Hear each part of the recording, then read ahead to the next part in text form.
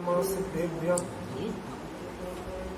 रमियूणजिलं वीरम् अनन्तवर्णाणदंसणसहावम् वोचामिनियं सारम् केवली सुध केवली भणिनम।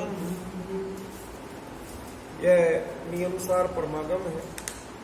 इसका जीव अधिकार गाथा 7 पृष्ठ 17 चल रहा है अपना। से दोष रहियो केवल राणादि परम विभव जुदो सो परम उच्चदि तब विविधोण परमप्पा। पिछली गाथा में 22 दोषों का कथन किया। 22 दोष कौन कौन होते हैं उनकी चर्चा पिछली गाथा में की गई। उसी के बारे में कह रहे हैं ऋषेष दोष रहियो, जो इनमें से 18 में से सभी दोषों से रहित है। ऋषेष ये शब्द ही जोर देने लायक है, माने इनमें कोई कंप्रोमाइज नहीं है। क्या मतलब? भाई कुछ दोष नहीं है तो आप निर्दोष नहीं है। संसारी जीवों के सब में कुछ ना कुछ खूबी होती है, ठीक है ना? सब में कुछ ना कुछ खराबी नहीं होती तो भी वो निर्दोष नहीं कहे जा सकते। कुछ दोष कम होने से व्यक्ति निर्दोष नहीं है। क्यों? क्योंकि ये तो उनके नाम कर्म के भिन्न भिन्न उदय हैं। क्या उन्हें रुचता है, क्या नहीं रुचता, ये सबकी प्रकृतियां भिन्न भिन्न।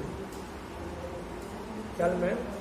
तो अब जिसको नहीं रुचता वो नहीं करता। अब कोई दोष नहीं किया उसने, इसका मतलब वो निर्दोष हो गया, ये नहीं। 18 दोषों में से एक दोष भी जब तक जीवित है तब तक वो निर्दोष नहीं। क्यों नहीं? नवीन, ठीक है ना? अब अभी आप ही विरोध करोगे, क्योंकि 18 दोषों में से एक दोष देह वियोग का भी है। मिच्चू आया था, और अरहंत अवस्था के बाद देह वियोग तो हो गई ना, देह तो छूटेगी। जब आखिरी देह सही, आखिरी तो छूटेगी। क्यों? कुछ तो गड़बड़ी होगी। नवीन जी तो सब समझ रहे हो, कह ऐसा कुछ नहीं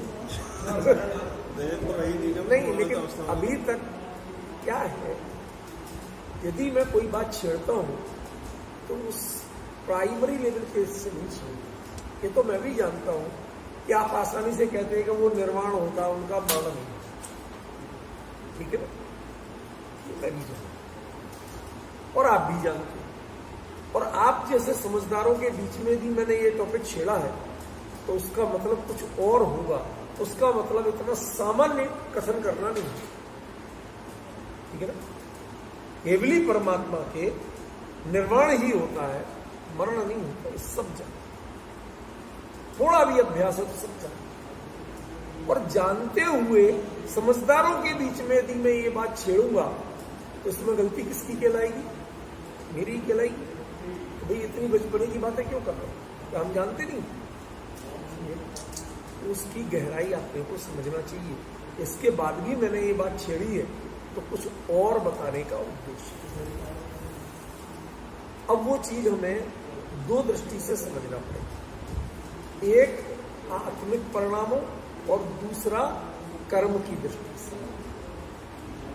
कर्म फिलॉसफी में मरण किसे कहा जाता है?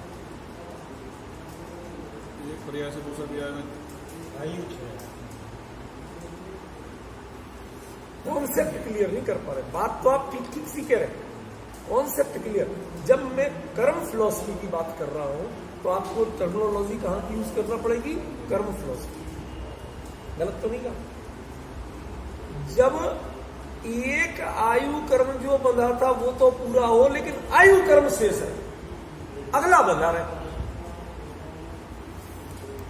आपने बात वही की, एक को छोड़कर, लेकिन वो भाषा से क्लियर नहीं है। क्या कारण है कि उसे मरण नहीं कहा जाए और इसे मरण कहा जाए?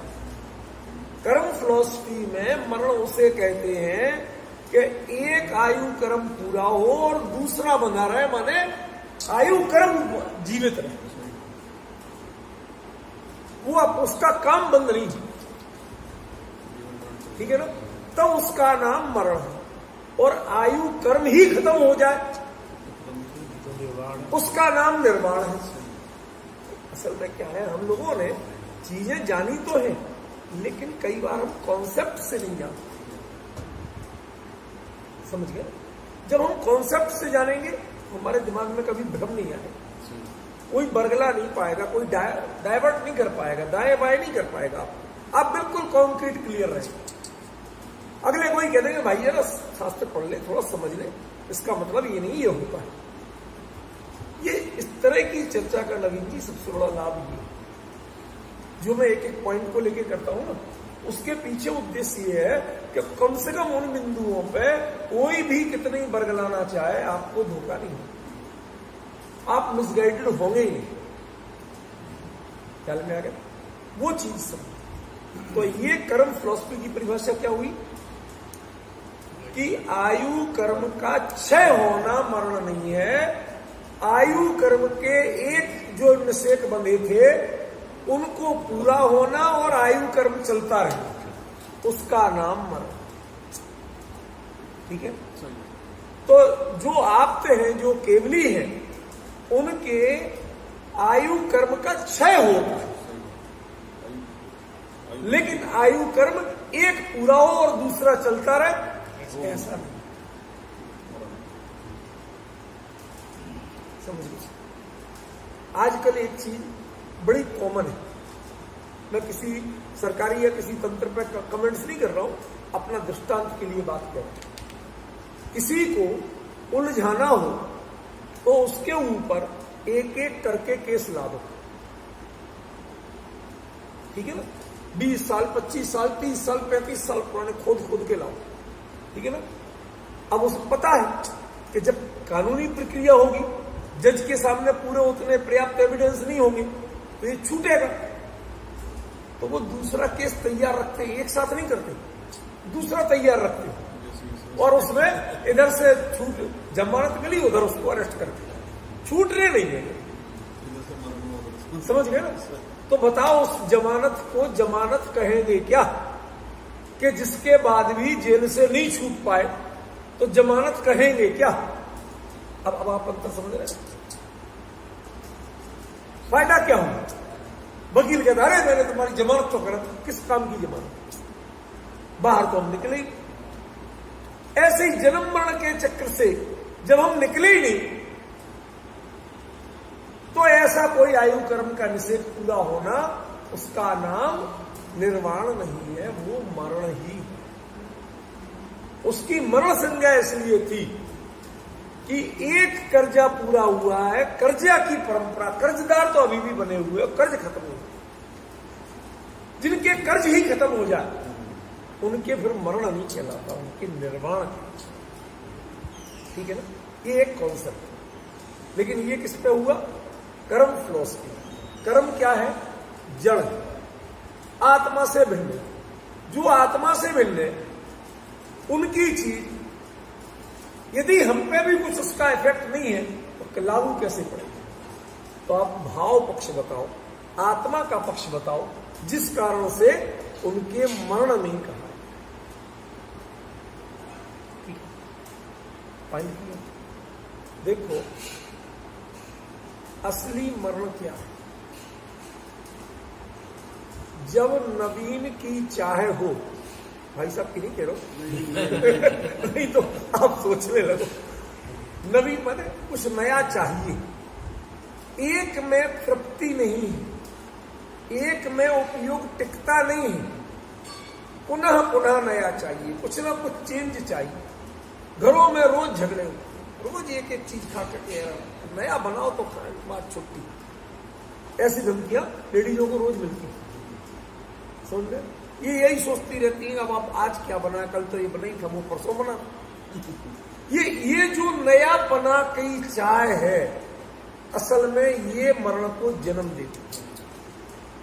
ये मरण का जन्म क्षण है। मरण होता क्यों है? क्योंकि जीव के नूतन पने की, नए पने की, परिवर्तन की इच्छा है। जिसके परिवर्तन का आकर्षण, परिवर्तन का भाव वो बिल्कुल ही नष्ट हो गया, उसे कौन मारेगा और कैसे मरेगा?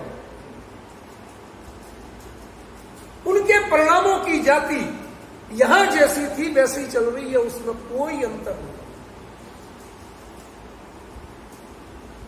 भाई साहब पॉइंट गल में आ रहा है। इसलिए देहपात होने के बाद भी उनके मरण नहीं कहा गया, उसे देहपात को मरण नहीं कहा। पड़ोसी गया, मेरे यहां सूतक कैसे लगे? अरे संवेदना व्यक्त करना अलग चीज है और सूतक लगना अलग चीज। जिसके लिए देह पड़ोसी थी, अत्यंत भेद विज्ञान पूर्वक जिसने पूरी साधना की और केवली हुए, जो रह ही गए केवल ओनली, दूसरा था ही नहीं, तो दूसरे का दोष उन पर लगेगा कैसे? एक आदमी की गाड़ी बम विस्फोट में पकड़ी, उसी में बम विस्फोट, पुलिस आ गई है, सारी सीबीआई और ये वो सारी एजेंसियों ने घेर लिया। लोगों ने कहा अब तो गया ही लंबा। उसने एक चीज लिखा, भाई साहब 8 दिन पहले मैंने ये गाड़ी बेच दी थी, इस पार्टी को बेची थी, ये जिसकी हो गई, अब उससे बात करो, मेरे से कुछ नहीं ले सकते।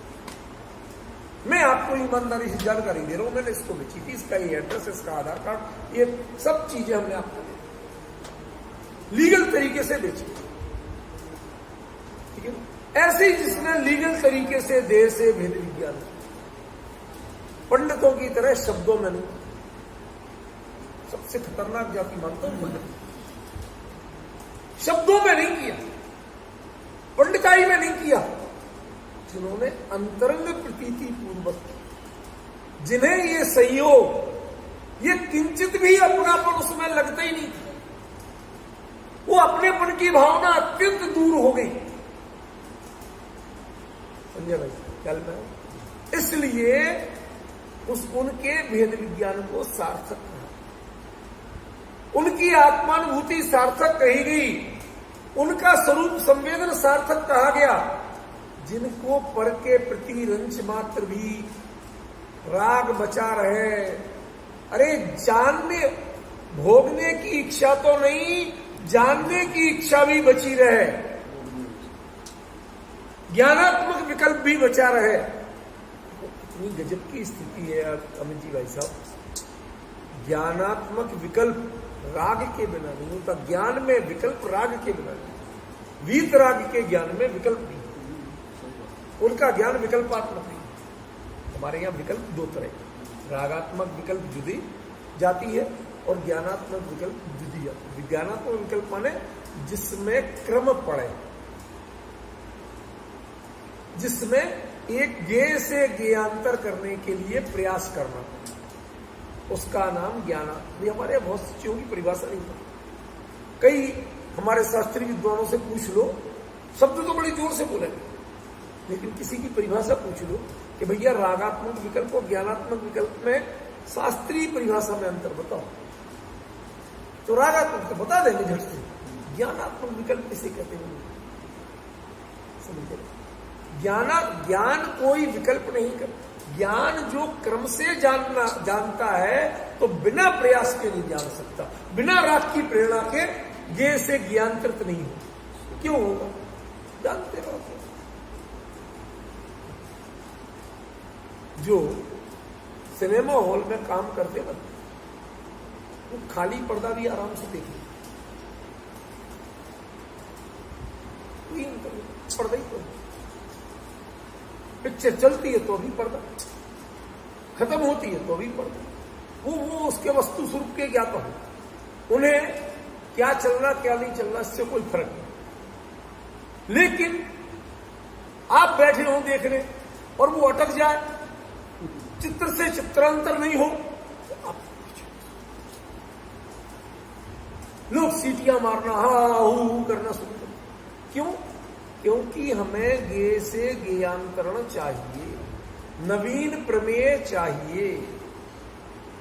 ये जो नवीन प्रमेय की इच्छा है, ये असल में मरण की जन्मभूमि। मरण इससे होगा, समझ गए? क्योंकि इसी से राग को फिर संजीवनी मिलती है। इस ज्ञानात्मक विकल्प से राग की पुष्टि होती है, वह खड़ा होता है। जो अधमरा था ना, वो खड़ा होता है, उसकी रीढ़ की हड्डी में जान आ जाती है, समझिए? और फिर उससे संसार का कब चलता। इसलिए केवली को एक साथ लोकालोक झलकते हैं। यदि उन्हें हमारे जैसे क्रम से होने लगे तो राग की सत्ता के बिना हो नहीं सकते, तो केवली वीतरागी हो नहीं सकते, और जो वीतरागी नहीं वो केवली हो सकते। अब आप समझिए सर्वज्ञता क्यों जरूरी है। यदि सर्वज्ञता नहीं हो, एक समय में एक साथ सबका ज्ञान नहीं हो, तो भाई साहब आप केवली नहीं हो सकते। इसलिए नहीं कि आपका ज्ञान को सर्टिफिकेट चाहिए कि एक साथ जानते हो, यह मुद्दा नहीं है। क्यों? क्योंकि फिर वो क्रम से जो जाना जाएगा वो राग की सत्ता का सूचक है। वो प्रूव करेगा कि आप रागी हो, और जो रागी है वो भोगी भी है, वो केवली कभी हो सकता, वो वीतरागी कभी हो सकता। समझ गए? ये बातें छोटी छोटी है, लेकिन इनके पीछे के मर्म बड़े गए। कल में आ रहा नहीं भाई साहब, ठीक है ना? तो ये जो निश्चेष का अभिप्राय है, उसमें ध्यान रखना कि उनके एक भी दोष नहीं होता, और छदमस्त कभी आप्त नहीं हो। न्याय की भाषा छोड़ देना। यो यत्र वंचिकः सो तत्र आप। जिस मामले में जो प्रॉपर जानकार है ठगेगा नहीं, वो उस मामले में आप। डॉक्टर वो मानवीय कमजोरियां तो उसमें भी, खाता है, पीता है, सोता है, पैसा कमाता है, सब करता है, छोटे मोटे ऐप भी करता है।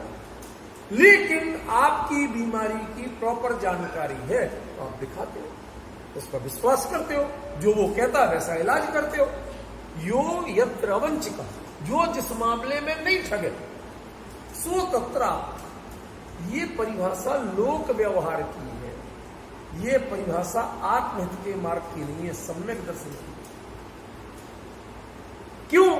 क्योंकि सम्यक दर्शन के मामले में यदि आप ऐसा करने लगे, सुनना जरा ध्यान से, हिम्मत से सुनना जो बात अब मैं कहने वाला हूं। यदि सम्यक दर्शन के मामले में आप ऐसा करने लगे, तो ध्यान रखना, जो लोग छदमस्त जीव भले ही सम्यक दृष्टि हैं, उनको पूजते हैं आप्त की तरह, उन्हें सम्यक दर्शन नहीं होती। आचार्य साफ लिख रहे हैं। क्यों? क्योंकि वो निश्शेष दोषों से रहते हैं। जन्म और मरण उनके भी, और जब ये दो होना है तो अन्य नहीं। आदर और पूज्यपना, इन दोनों में बहुत बड़ा अंतर है। बहुमान और श्रद्धान, इन दोनों में बहुत बड़ा अंतर। हम आदर, सम्मान, बहुमान इनका निषेध नहीं कर रहे हैं, लेकिन श्रद्धान का निषेध। श्रद्धान के योग्य वचन किनके होंगे? किनके होंगे? आप्त के ही। अन्य के वचनों की प्रामाणिकता आप्त से है, उनसे नहीं।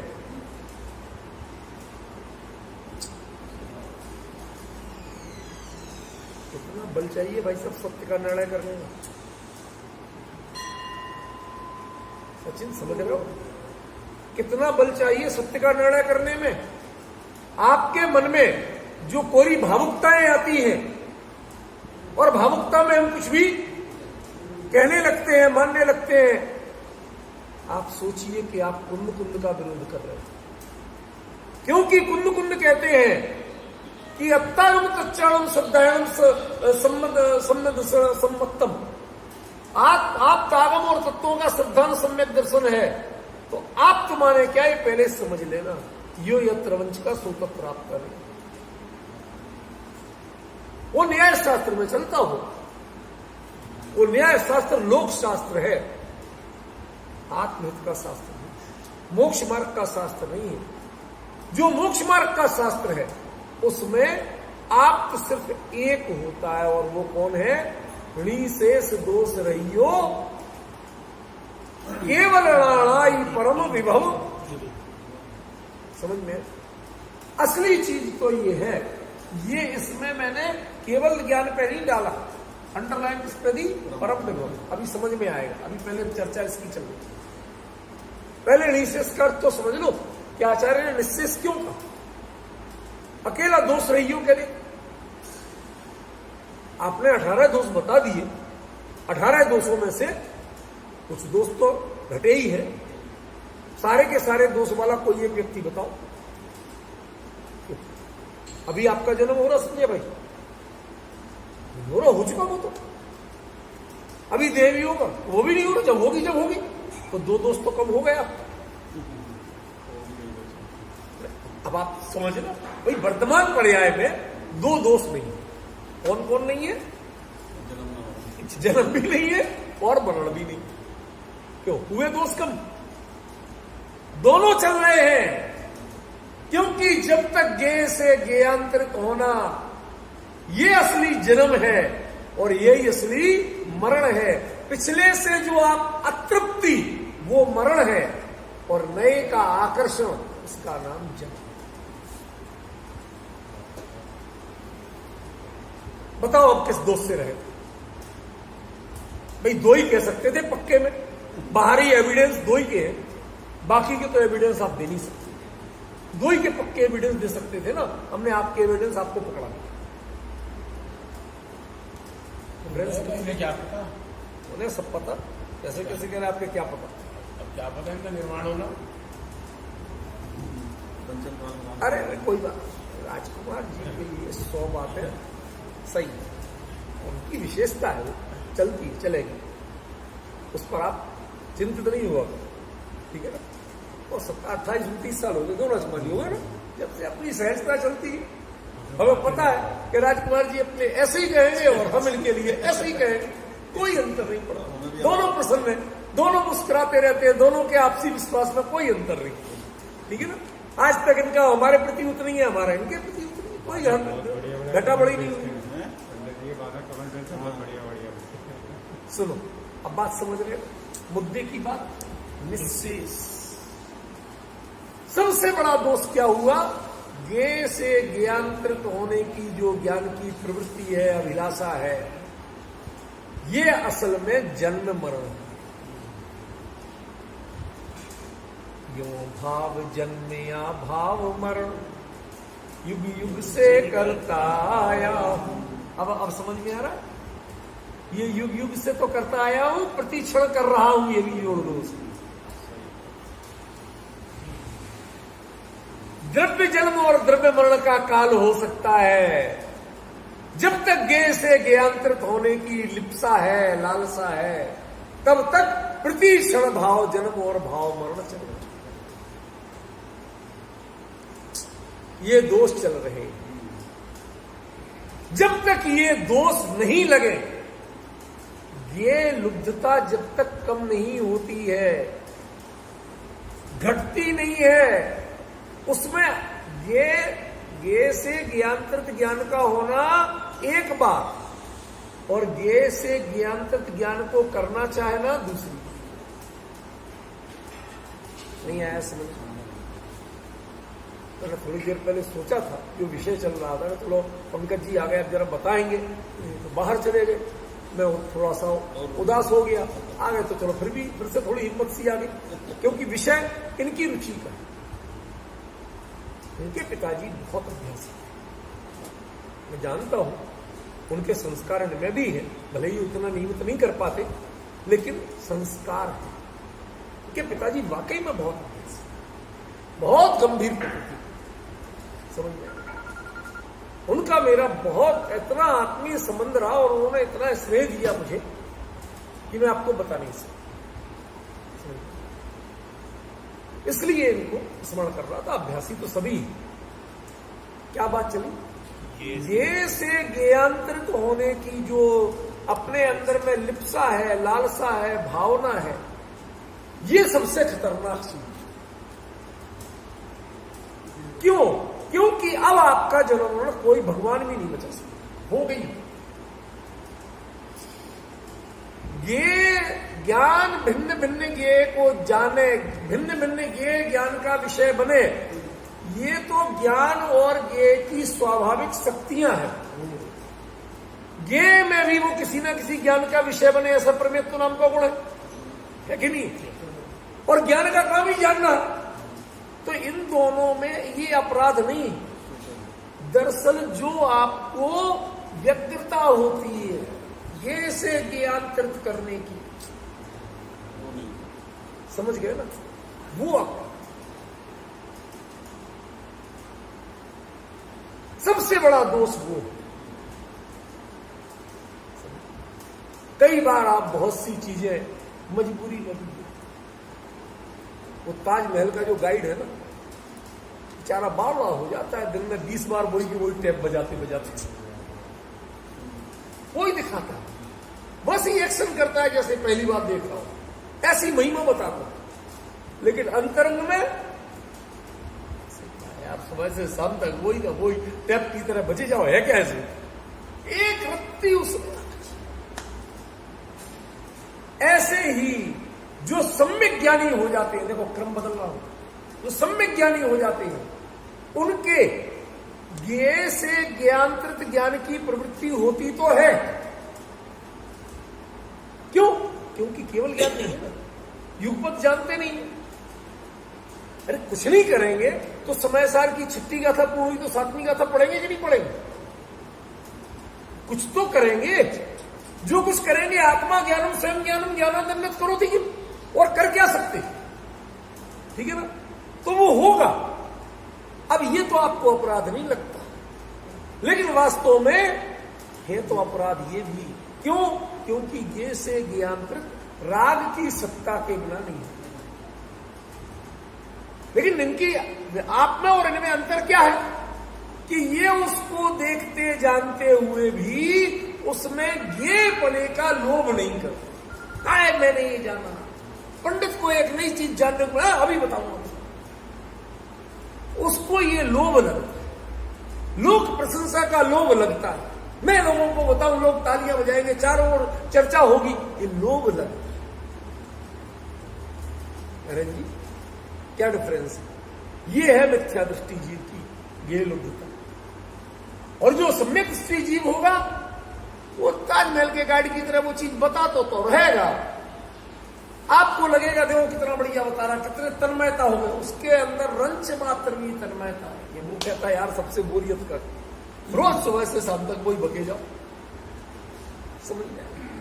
उसे वो बकवास लगती है, रंच मात्र भी रुचि नहीं लगती, और बताता बड़ी रुचि से। ऐसे सम्यक ज्ञानी जीव संसारी जीवों को तत्व ज्ञान का भी उद्बोधन दे, नई नई चीजें, नए नए प्रमेय बताए, तो वो जो उसमें आनंद लेता है वो तत्व का लेता है। तत्व का आनंद लेने में विरोध नहीं है, लेकिन आपने जाना और क्या रिएक्शन किया, अच्छा किया या बुरा किया, इससे जो आपके अंतर पड़ता है वहां विरोध। ज्ञानी जीव उस पर डिस्टर्ब नहीं हो, और अज्ञानी जीव उससे डिस्टर्ब हुए बिना नहीं रहते। देखो अज्ञानी, सम्यक ज्ञानी और केवल ज्ञानी, 3 लेवल अलग अलग हुए। यहां किसकी बात की गई है? केवल ज्ञानी की। निःशेष दोष रही। यदि इतना भी है जिसको आप बहुत आदर्श मानते हो, साहब पूरे जीवन शास्त्र स्वाध्याय के अलावा कुछ नहीं, समय सार की चर्चा के अलावा कुछ नहीं, इनको आप बहुमान से गीत गाते हो, वो भी क्या है? वो भी छद्मस्त अवस्था है। वह प्यूरिफाइड दोष है, निर्दोष नहीं।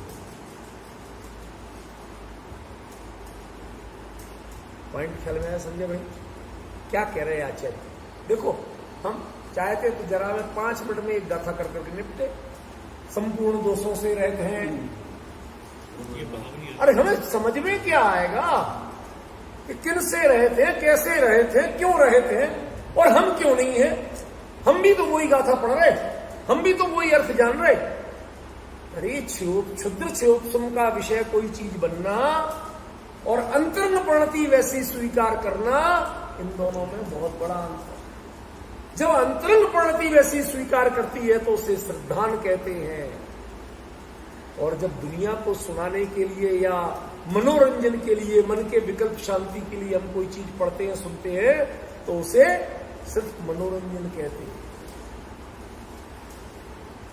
डिफरेंस ख्याल में है? इसलिए इसको पढ़ लेना, अर्थ जान लेना, अर्थ का व्याख्यान कर देना, इससे आप निश्शेष दोष रहित बने के ज्ञाता नहीं हो। इसको आपको उस भावभूमि पे पहुंचना पड़ेगा कि निश्शेष दोष रहितपने के ज्ञाता कौन होता है। कैसे जाने कि हमने संपूर्ण दोष रहितपना जाना? कहते पहले तुम ये देखो कि एक भी दोष में तुम्हारी रुचि बची है या नहीं। किसी नए दोष के जानने में या कुछ उसमें तुम्हें कुछ प्रफुल्लता होती है क्या? समझे भाई? यदि मान लो आज के दिन से एक आध चीज एक दिन के लिए ही सही, कभी कभी होता ना, मांडला पे प्लस विराजमान करो, कुछ करो तो नियम दिला दो, एक नियम और तो उस दिन पूरे दिन रोज नहीं करते थे, आज मैं उसके प्रति कुछ ना कुछ उल्लास का भाव होता है कि नहीं? मतलब वो उल्लास होना आपके लिए कायदे से खेदजनक है या खुशी का कारण है?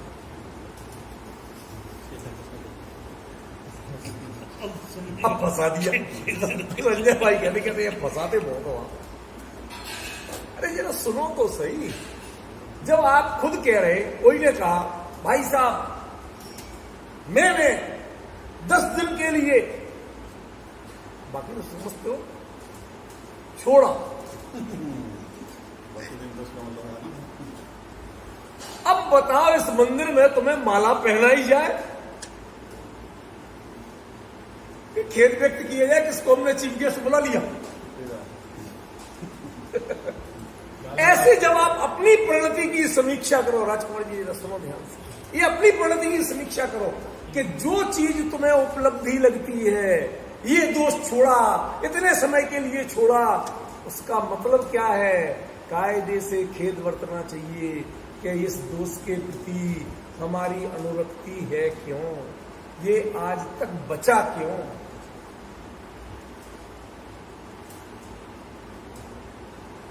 अंतर समझे ना? ये निश्शेष दोष रहे, उनके प्रति आपका आकर्षण बिल्कुल खत्म होना चाहिए, तब वो श्रद्धान है।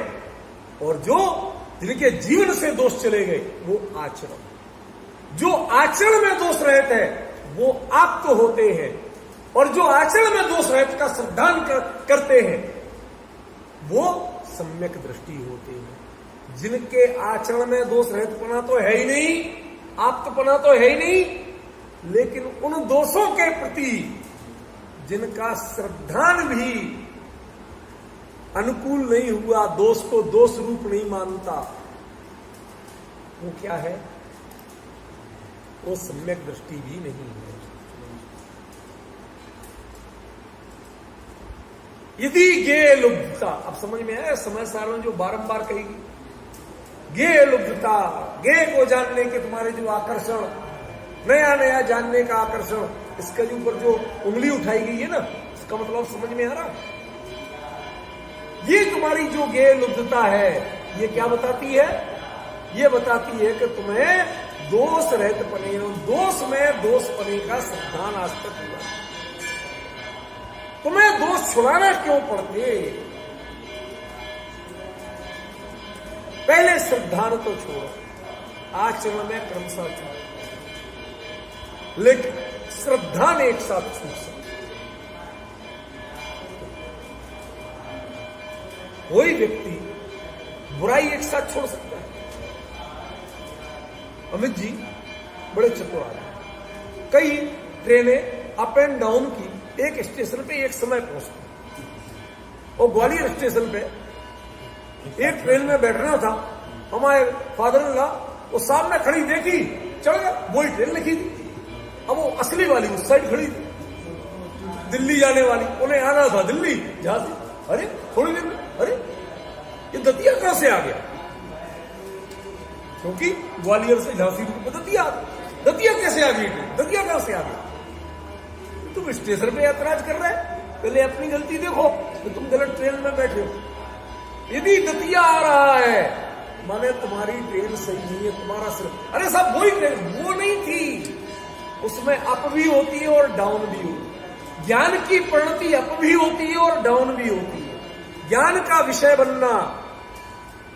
लेकिन अंतरंग में यदि श्रद्धा उसके प्रति नहीं है, लगाव नहीं है, समर्पण नहीं है, तो आपकी ट्रेन अप है। और यदि ज्ञेय को जानते समय आपका लगाव विद्यमान है, श्रद्धा विद्यमान है, अपनापन विद्यमान है, राग द्वेष की परिणति, उसमें तन्मयता विद्यमान है, तो आपकी ट्रेन डाउन है। डिफरेंस समझ रहे? आपको तय करना है कि किसमें बैठो। यदि ये आ रहे हैं आपके, ये डाउन के स्टेशन आ रहे हैं, मतलब आपकी ट्रेन का सिलेक्शन गलत है। ट्रेन का नाम वही, ज्ञान ज्ञेय को जानेगा, ये उसका काम है, लेकिन उसमें ज्ञेय लुब्धता यदि विद्यमान है तो ये डाउन के स्टेशन है। इसका मतलब आप सम्यक दृष्टि न हो, न होने की राह पे हो। इससे उतरोगे और दूसरी में चढ़ोगे तब तुम उस रास्ते पे आओ। इससे उतरना पड़ेगा, ये ट्रेन घूम के नहीं आएगी। समझ गए? ये यंत्र यहां कहा गया है, जो इस पहले शब्द में क्लियर हुआ, निशेष दोष नहीं। अब निशेष में और भी बहुत विस्तार हो सकता है, पर हम एक दो दृष्टांत पूर्वक ही इसको पूरा कर रहे हैं। दूसरा है केवल ज्ञानादि परम विभव जुदो, केवल ज्ञानादि परम वैभव से युक्त। आप कहेंगे कि आपने केवल ज्ञान को भाव नहीं दिया, परम वैभव को भाव दिया, ये क्या चक्कर है? मूल मुद्दे की चीज तो केवल ज्ञान है। अब उसे हम जैसा चाहे कह ले, भला कह ले, बुरा कह ले, असली चीज तो वही है ना। ठीक है ना? नोट तो नोट है, तुम ब्लैक कह लो, व्हाइट कह लो, ये तो तुम्हारी अपनी परिभाषाएं हैं। रिजर्व बैंक का जो छपा हुआ वो तो कहता मैं धारक को 1000 रुपए 2000 रुपए अदा करने का वचन देता हूं। नोट तो वो है, ठीक है ना? अब ये भला बुरा तो तुम्हारी अपनी है, तुम डिक्लेयर कर सकते हो, बता सकते हो, तो व्हाइट मनी है, तुम नहीं बता सकते हो तो ब्लैक मनी है। तो ये तो तुम्हारे आचरण पर, तुम्हारी मानसिकता पर, नोट कभी ब्लैक और व्हाइट नहीं है। ऐसे ही ज्ञान कभी भला बुरा नहीं। तो मुद्दे की चीज तो केवल ज्ञान है, तो केवल ज्ञान की चर्चा करते भगवान। आपने तो मुद्दा परम विभव बता दिया। केवल ज्ञान का आकर्षण, मैं केवली हो जाऊं, बड़ा खतरनाक है। ये ज्ञेय लुब्धता की चरम सीमा है। संजय भाई, कोई इतना चाहता, कोई इतना चाहता, मैं सीधा चक्रवर्ती बनना है मुझे, 6 खंड की विभूति चाहिए, छोटा मोटा नहीं चाहिए। वो अन्नमतियों में चलता है ना पंकज बाबू, कि वो तपस्या करते हैं, देवता प्रसन्न हो जाओ, तो एक प्रसन्न हो गए, तो मांगो क्या मांगते हो, मुंह मांगा मांग लो। तो विष्णु जी प्रसन्न हुए थे, उन्होंने की दे दे, लक्ष्मी दे दे, अपना राजपाट दे दे, चल जा, तो अपना सड़क पे आ जा। ये क्या हो गया, ये क्या मांग लिया? डिफरेंस समझ रहे कैसे? ये जो चाहे है ना, चाहे यदि एक लिमिट से बाहर चली जाए तो वो उतनी ही भयंकर हो जाती है। अभी एक घटनाक्रम सामने आया, आपने भी शायद टीवी में, अखबार में पढ़ा सुना हो, कुछ सरकार की ओर से, कोर्ट की ओर से निर्देश दिए गए कि कोई व्यक्ति छोटी मोटी पुड़िया पकड़े लिए पकड़ा जाए तो उसके लिए नारकोटिक्स को एक्शन करने की जरूरत नहीं है, उसे लोकल पुलिस देखे। पॉइंट समझ रहे? संकेत वो कब देखे? जो इन चीजों को देश में फैला रहे हैं, तुम्हारा काम उनको पकड़ना, पुड़िया वाले को पकड़ना नहीं। पुड़िया लाने और बेचने वालों को। अब आप डिफरेंस समझे? दृष्टांत, ये छोटे मोटे चुरकट, ये तुम्हारा विषय नहीं, ये क्षुद्र अपराध है, छूट रही है पुलिस देखे, ये तुम्हारा काम है। डिफरेंस समझे? क्या संकेत करना? मुझे किसी का पक्ष विपक्ष नहीं है, ये तो दृष्टांत लोग के ले लेता हूं, उतना ही समझना, नहीं तो आप इधर इसको किसी दूसरे अर्थ में बहस में ले लें, वो गलत हो जाए। अभिप्राय क्या हुआ? अभिप्राय ये हुआ कि आप जो छोटी मोटी ये घटनाएं पाई जाएं, ज्ञेय से ज्ञानांतरित होने की, ज्ञान की प्रवृत्ति पाई जाए, तो मुझे मत पता। सन्मस्त जीवों की तो ये चलेंगी, कुछ ना कुछ तो करेगा आदमी, ये रोजगार नहीं मिलेगा, जो समझ में आएगा। दिमाग खुरापाती, जब पेट में आग लगती है तो बहुत कुछ करता, समझ गए? होता है, लेकिन ये इस लेवल पे नहीं पहुंचना चाहिए कि कोई कहे कि मैं खुद प्रधानमंत्री बनना चाहता हूं, मैं तुम्हें हटा के राष्ट्रपति बनना चाहता हूं, है? मैं तुम्हें हटा के मार के रिजर्व बैंक का गवर्नर। ये चीजें जब ये किसी चीज का लोभ पराकाष्ठा को प्राप्त होता है तो माफ करना वह बड़ा खतरनाक हो जाता है। उसके लिए एक उत्तर हो, तुम किसी को मार के राष्ट्रपति प्रधानमंत्री रिजर्व बैंक की गवर्नर नहीं बन सकते। मारोगे अपराधी तो बनोगे, उतने बड़े अपराधी बनोगे, पर वो नहीं बन पाओ। अब बनना तो है, तो उसके लिए वैधानिक तरीके पे आओ, चुनाव लड़ो, पार्टी बनाओ, अपना बहुमत लाओ, उन सबसे आपके पक्ष में सदन में वोट कराओ, बन जाना। पॉइंट समझो? ये जो वैधानिक तरीका है, ये है परम ब्रह्म। अकेला केवल ज्ञान ये है क्षोभसम का आकर्षण। हम कितना जानते हैं इतना जानते, वो कितना जानते हैं सब कुछ जानते हैं। अब मजा आ गया, फिर तो दुनिया की जितनी पिक्चरें बन रही एक समय में एक साथ जान गए। अब आप डिफरेंस समझ रहे हैं? वो आपको खुरापातों पे ले जाए, वो आपको विकार के ये का लोभ जब पराकाष्ठा को प्राप्त होगा तो उतनी ही विकट। आज किसी को परमाणु बम बनाने की तो मिल जाए तो छोटी मोटी चोरी के 10-5 से लेके 10-5,000, 10-25,000, 50,000, लाख, 2 लाख करोड़ डॉलर तक मिलते होंगे, उसके लोग अरबों डॉलर देना तैयार है। समझ में आया? अरबों डॉलर। लेकिन ध्यान रखना, तुम देश के यदि कोई छोटी मोटी चीज बेचाओगे, तस्करी करके कुछ कर दोगे, तो तुम्हारी सजा 2-4 बेत से लेके 2-4 महीने तक में निपट सकती। लेकिन जब ऐसी कोई देश की तकनीक, गोपनीय चीज, राष्ट्र की सुरक्षा से जुड़ी चीजें यदि ये बेचने वाले बनोगे, इसकी कीमत लगाओगे, तो नतीजा क्या होगा जानते हो आप? क्या होगा? जीवन भर, कभी जीवन नहीं, तुम्हारी सैकड़ों पीढ़ियां बीत जाएंगी तो भी आज कोई अपने आप को जयचंद का पोता कहने को तैयार नहीं। भाई साहब हो तो बताओ, समझ गया अमित जी? भगत सिंह के पीढ़ी वाले चाहे वो सड़क पे खड़े हो तो अभी वो गर्व से कहते हैं भगत सिंह के। अब आप अंतर समझ रहे हैं इसको? यदि आप अपराध की पराकाष्ठा से बात करोगे तो तुम तो जाओ, तुम्हारा जीवन बीत जाए, लेकिन तुम्हारे कुल का कलंक नहीं भूलेगा कि ये उस कुल का है। वो जब तक ये ज्ञान की परंपरा जीवित रहेगी, तुम्हारा इतिहास परिचय जीवित रहेगा, तब तक अपराधी बनेगा। इसलिए तुम्हें ध्यान रखना है, केवल ज्ञान माने बहुत से पदार्थों का एक साथ जानना, ये मुद्दा नहीं है।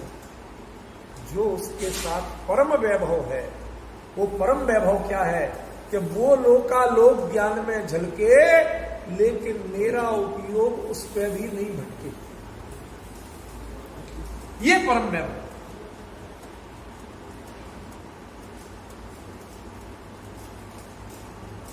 ज्ञान की परिणति अपनी 16 कलाओं के साथ खिली है, लेकिन उसको भी देखने का मूड। पारिजात के फूल को अपनी खुशबू लेने का मन नहीं, उसकी खुशबू दुनिया लेती, दिग दिगंत में फैल रही है, लेकिन उसे चंद्रमा की चांदनी सब जगह फैलती है, लेकिन उसे आईना लेके देखने का मन नहीं। ये जो निष्प्रहता है, ये जो जगत का अनाकर्षण है, ये है परम वैभव।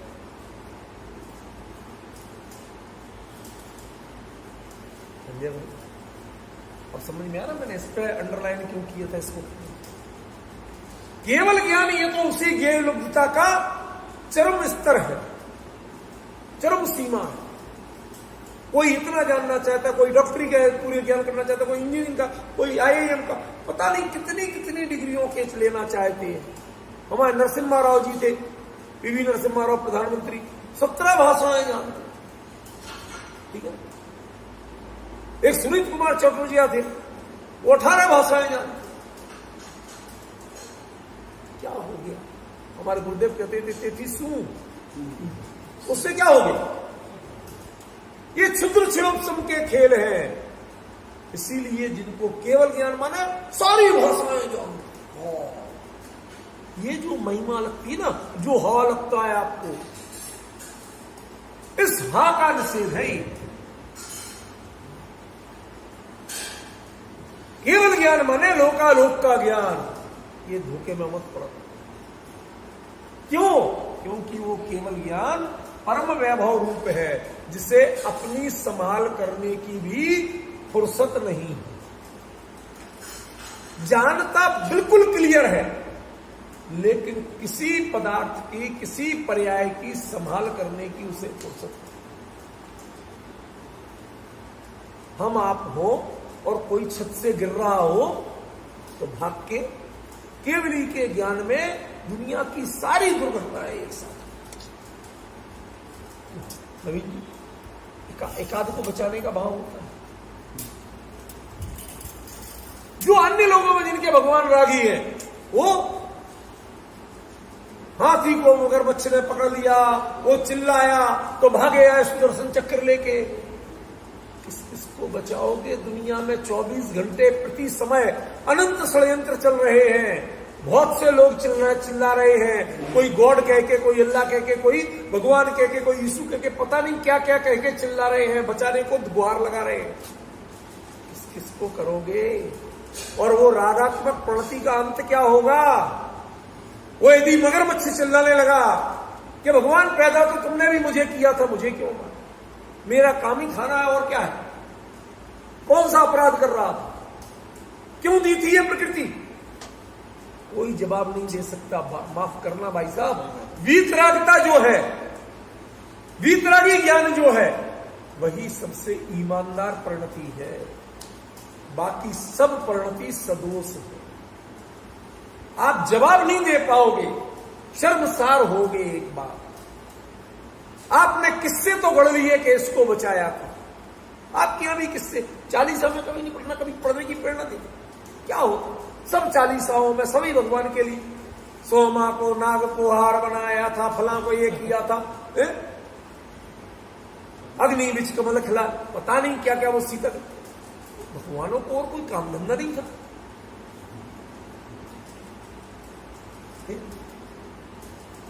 जिनके भगवान रागी है उनके साथ तो ये कमीज फिट भी आती है, उनको तो ये कमीज फिट आ जाएगी, लेकिन जो वीतरागी है उनको ये कमीज क्यों पहना रहे हो? ये उनकी भक्ति है या उनका विरोध है?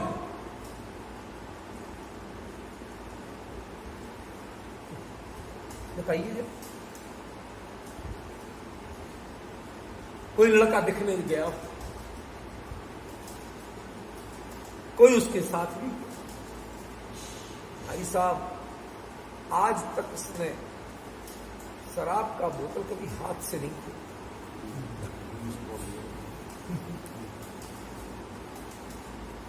क्या कहना चाहते? तू मेरा दुश्मन है कि दोस्त है?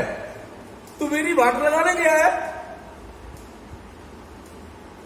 ये संसार की क्वालिटियां जितनी बताई जाएंगी भाई साहब, मोक्ष मार्ग में आपकी कीमत उतनी ही निकृष्ट होती है, माइनस में जाएगी। इसलिए कहा परम वैभव। परम वैभव माने लोकालोक से अत्यंत अनासक्ति, कोई लेना देना नहीं।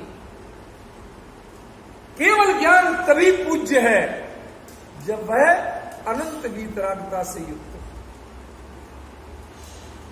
यदि ज्ञान में जितना विकास होगा, ध्यान रखना, संसार में उतना ही विनाश बढ़ेगा। आज जितने रिसर्च एंड डेवलपमेंट हो रहे हैं, उन्होंने आपके जीवन को दिया क्या?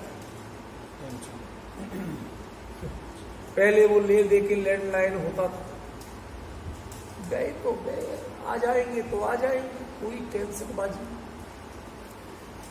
कोई विकल्प नहीं करता था कि रूमाल घर छूट गया, हड़काओ आओ लौट कर रूमाल छूट गया, कोई कहता था? कोई विकल्प करता था? शांति रखते भी होगा, ऐसे हो, ऐसे ही होना था। और अब नाक में दम, चैन से न रहने। एक मैसेज भेज,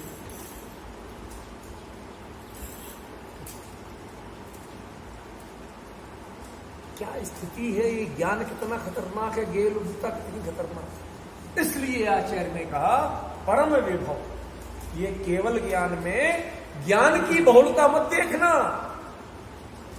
लोकालोक मत देखना। इसका जो परम वैभव है, सकल गे ज्ञायक तदपि निजानंद रस सो जिनेन्द्र जयवंत, ये बूझी। श्रद्धान इसका करना, इनका नहीं करना। नाम इनका होगा लेकिन श्रद्धान इसका होगा। यदि इनका श्रद्धान कर लिया तो दुनिया में गे लोभियों में एक नई क्वालिटी जुड़ जाएगी। जितनी रिसर्च एंड डेवलपमेंट आज हो रही है, उसने आपके जीवन को दिया, साधन दिए, सुकून दिया, अहंकार बढ़ाया, मन की शांति दी।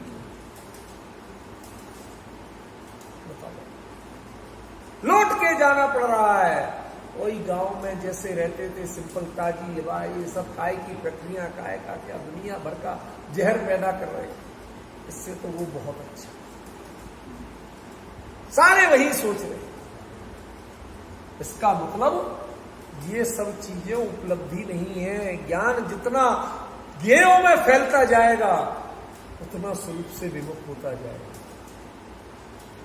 ये ज्ञान में आके बैठ जाए, लेकिन तुम्हें ज्ञान को, ज्ञाता को, ज्ञेय को देखने की फुर्सत न हो, उसका नाम परम वैभव।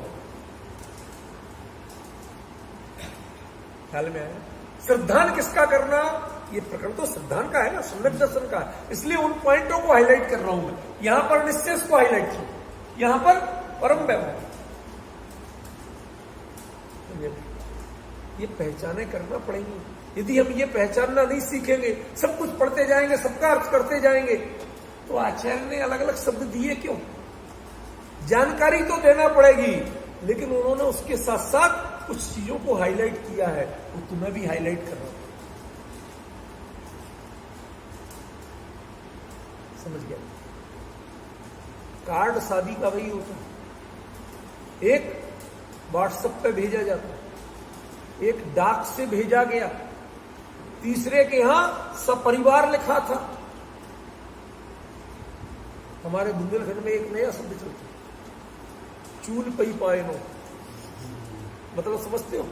खाली मुस्कुरा काय को रहे हो, पूछो ना। चूल पई पायनो माने तुम्हारे यहाँ चूल्हा नहीं जलेगा, जितने मेहमान आए हो उन तक का न्योता है। ये यहाँ के कोई करेंगे? फर्स्ट इवेंट कर दे। यहाँ तो ओनली ये और होने लगा। एक कही है क्या, मिस्टर एंड मिसेज, नो बच्चे, बच्चों को क्या छोड़ा है। आप समझ रहे? बहुत कृपा की, बहुत आत्मीयता हुई तो सब परिवार वो बढ़ता जाता है। हमारे यहाँ आज भी चलता है कि गांव का यदि जो सेठ है शहर में जाके बस जाए और तेरे यहाँ शादी है और पूरे गांव को यदि न्योता देके नहीं बुलाया, नहीं जिमाया, तो तेरे गांव में घुसना मुश्किल हो जाएगा। पूरे के पूरे गांव को जिमाना पड़ता। अब तेरी शहर में हैसियत बची हो चाहे नहीं, गांव का सेठ तो तभी कहलाएगा। जितना आप विस्तार करते जाओ इसकी सीमा नहीं, समझ में? लोक में मान्यता बढ़ेगी लेकिन तेरी शक्ति क्षीण होगी। तेरे उपयोग की जो सामर्थ्य है ये अनेक गेय खा जाएंगे। ध्यान रखना, यदि उपयोग की सामर्थ्य को बना के रखना है तो तुम्हें परम वैभव वाला बनना पड़ेगा। केवल ज्ञान ये वैभव नहीं है, असल में परम वैभव है वो गीतराग। परम वैभव है निजानंद रसलीन। सिर्फ ध्यान इसका करना है, इनका नहीं। इनका भी कर सकते हैं। कैसे? कि केवल ज्ञान होते ही तब है कि जब वीतरागी हो जाए। बिना वीतरागी के होते ही नहीं। ज्ञान लोग को जान ही नहीं पाते। तो ऐसे रिवर्स में भले ही कर लो, बट डायरेक्ट में नहीं कर सकते। डायरेक्ट में ये प्रधान नहीं है, यही प्रधान है। ख्याल में है संजय भाई? सोच रहे थे पूरा कर लेंगे पर ये इतनी हो पाया। समय 1 घंटा पूरा हो गया, इसलिए बाकी चर्चा रात को करेंगे अपन ऑनलाइन में। ठीक है ना? आज समय का उल्लंघन नहीं करना चाहिए।